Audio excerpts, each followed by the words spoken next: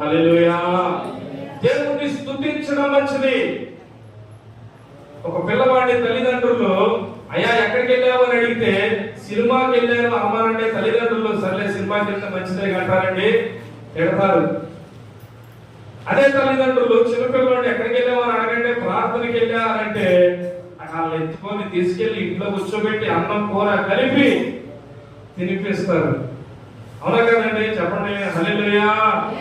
అంటే దేవుని సన్నిధికి వెళ్తే ఆశీర్వాదాలు మనకు తెలుసు, దేవుని సన్నిధికి వెళ్తే దీవెనని మనకు తెలుసు, దేవుని సన్నిధికి వెళ్తే దేవుని కాపుదల మన తల నుంచి మొదలుకొని అరికాలు వరకు ఉంటది. అందుకని కీర్తన గ్రంథము 113 133లో రాస్తాడు, సహోదరులు ఐక్యత కలిగి నివసించడం ఎలా ఉంటదంటే అహరోను వేసుకున్న లాంచి మొదలుకొని అంచుల వరకు హెర్మోను